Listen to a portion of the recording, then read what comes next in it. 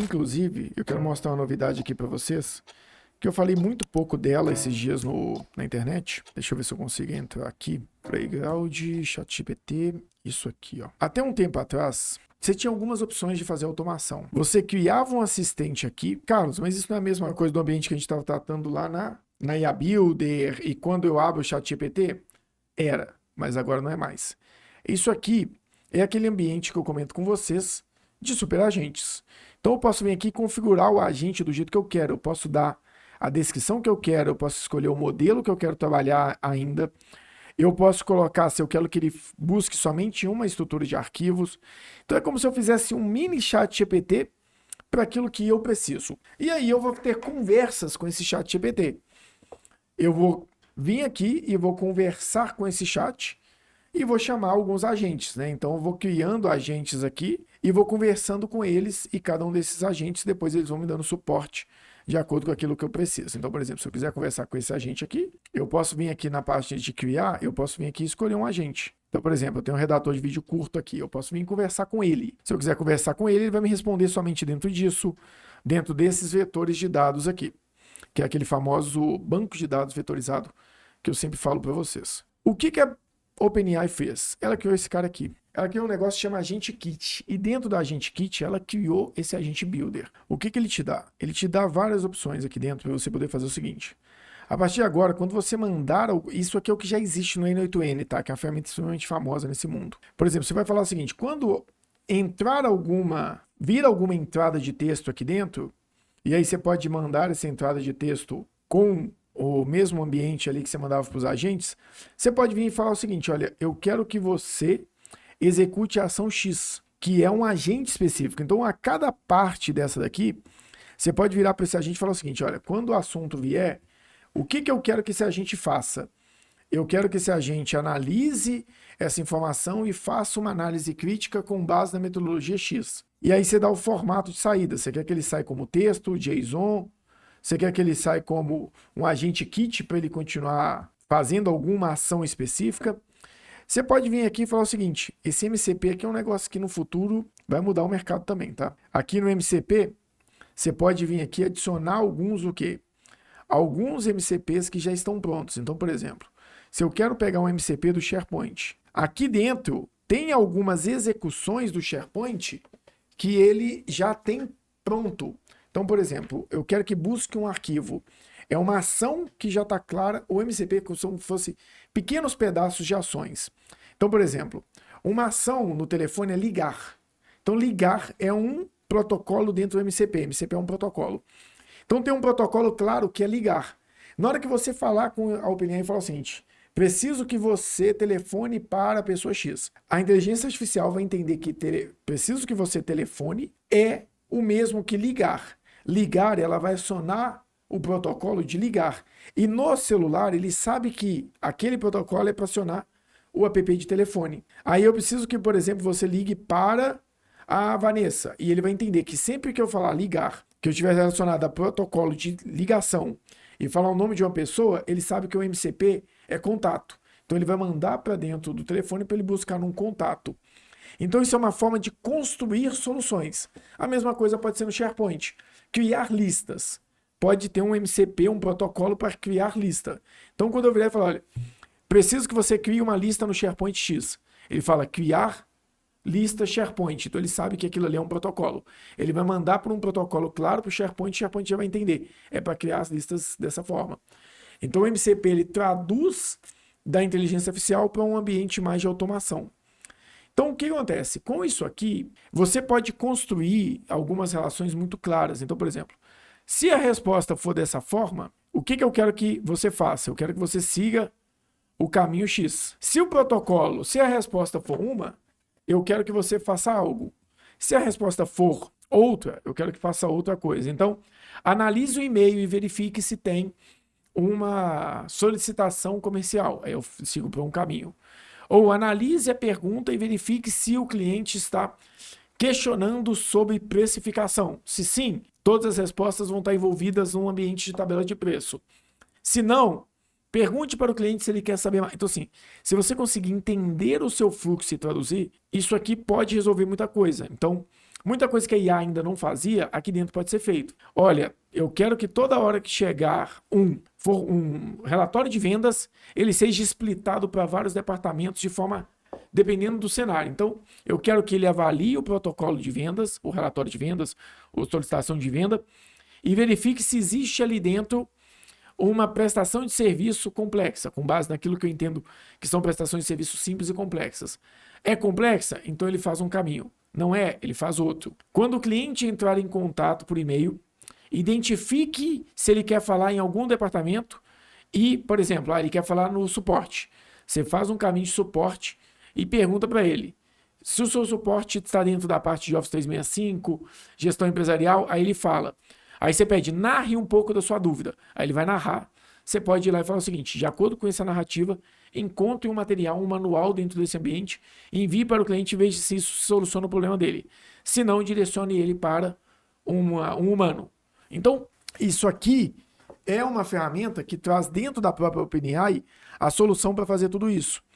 Então, assim, são poucas funções aqui, que é basicamente pesquisar no arquivo, esse corrimão aqui, que é pedir para verificar se ele está alucinando, se ele está seguindo um caminho certo. Então tem algumas questões aqui para você poder altamente se criticar, ver se ele está criando alguma das alucinações padrões. Então você pode testar, toda vez que ele alucinar, você vem cá e cria um input de texto falando que aquilo ali é uma alucinação. Ele vai verificar se ele está alucinando antes de ele responder. Os MCPs que você pode criar protocolos em outros aplicativos. Lógica que é se, tipo, se isso, aquilo, se não, outra coisa. Uma de aguardar. Aprovação, que você pode pedir para o usuário final aprovar. Transformação e definir status. Basicamente, são 10 automações, praticamente tem aqui, são 11 na realidade, que você pode transformar em soluções extremamente robustas. Então isso aqui mudou um pouco o mercado.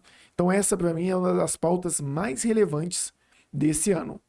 Quando a gente fala de planejamento estratégico, a gente precisa entender em que momento, dentro da nossa cadeia de valor, dentro do nosso fluxo, seja da cadeia de valor, seja do fluxo operacional, onde eu posso aplicar agentes. Para vocês terem uma ideia, saiu uma pesquisa explicando que dentro do Walmart, foi feito um teste para verificar se os fornecedores prefeririam trabalhar com agentes na hora de negociar ou se com humanos. E acho que a maioria das respostas, acho que quase 70%, 80% das respostas, falaram que prefeririam trabalhar conversando e negociando com IAs do que negociar com humanos. Se você olhar nos Estados Unidos, os roteiristas estão fazendo greve porque eles estavam falando que as IAs estavam tomando o lugar deles. Se um roteirista de Hollywood acha que a IA está tomando o lugar dele, você acha que o seu lugar está garantido? Se você não aprender a lidar com inteligência artificial? Então, assim, o nível de produtividade das pessoas vai mudar muito.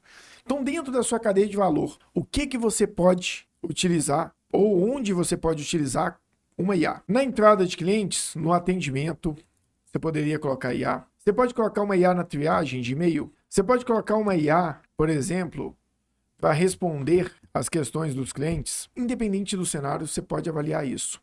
Você pode avaliar dentro do seu processo, na entrega, na cobrança. Isso aqui é uma coisa que eu não sei porque as pessoas estão usando pouco ainda. Você pode usar IA para cobrança de clientes. Ah, mas as pessoas que eu tenho aqui dentro não gostam de cobrar porque cobrar é chato. Conecta uma IA no WhatsApp e pede ela para cobrar. Já tem um monte de empresa de cobrança que está usando isso.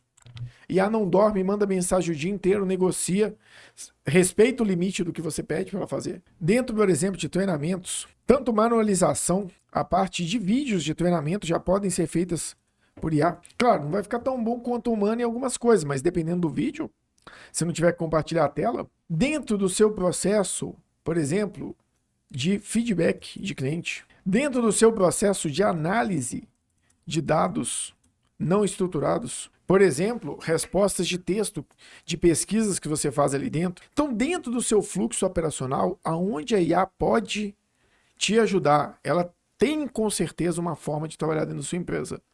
Pode ser no fluxo operacional, você pode focar especificamente só em atendimento e comunicação. Tem muitas áreas que a IA está aqui pronta para te apoiar. Inclusive, por exemplo, em agendamento de visitas, acompanhamento, resumo de reuniões, gestão de projetos. Daqui a alguns anos vai ter ferramentas de gestão de projetos extremamente sofisticadas dentro dessa questão de avaliar se aquele projeto está ou não dentro do previsto, por que ele não está, qual o comportamento daquele usuário, tudo isso aqui, controle de entregas e produtividade. Então, por exemplo, você vê escritórios de advocacia onde a produtividade das pessoas é medida por peças, por exemplo, petições, por respostas que eu faço. Só que a maior pergunta que eu sempre tenho quando eu vou fazer um planejamento para um escritório e a gente vai falar sobre metas, uma das coisas que as pessoas mais me perguntam é a forma de eu bonificar a minha equipe, sendo que eu não consigo saber se aquilo que ela está executando é mais fácil ou mais difícil, se eu vou medir, por exemplo, pelo número de petições. Às vezes uma pessoa vai fazer uma petição que gasta 5, 6 páginas e que não é uma petição nem tão longa, mas tem uma outra pessoa que vai fazer uma petição com uma solução pronta que existe já dentro do escritório. Então já tem uma petição padrão para quando o assunto é, por exemplo, algum pedido do INSS, de previdência. Já tem isso. Seguridade social, essas coisas.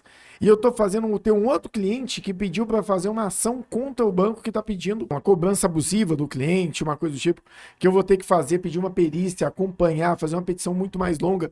Então as pessoas não têm uma visão clara do que é mais fácil, do que é mais difícil. Automaticamente, qual é o gargalo que a gente tem nessa hora? A avaliação da petição. Uma IA pode fazer isso. Você pode pedir uma IA para ir lá e analisar qual é a petição que foi feita e dar uma pontuação nelas. Então, olha, todas as petições têm que ser avaliadas e de acordo com o padrão X e é de acordo com essa. Se for uma petição que passa por esse... Aqui, ó, deixa eu voltar aqui para mostrar para vocês. Se eu estou falando de uma petição que ela é padronizada, eu pego todas as minhas petições e adiciono elas aqui dentro do repositório de um agente analista. Eu pego todas elas e coloco aqui dentro de um agente analista criando uma base de dados. Esse agente analista vai olhar para a petição que foi feita e se ela tiver entre os modelos, ele vai criticar e verificar se ela está ajustada ou não ao modelo tradicional. Se ela não tiver entre os modelos, ele vai avaliar qual que é o nível de complexidade dele. E aí ele dá uma pontuação. Você consegue controlar tudo que as pessoas fizeram no escritório e qual o nível de complexidade. Inclusive, você pode pedir ele para avaliar a qualidade desse material. Tem muita possibilidade quando o assunto é IA. O que a gente não pode ficar de fora? De nenhuma maneira a gente pode ficar de fora desse cenário. A questão é não deixar de fazer ações, planejamentos e algo que te coloque no mundo das inteligências artificiais ainda esse ano.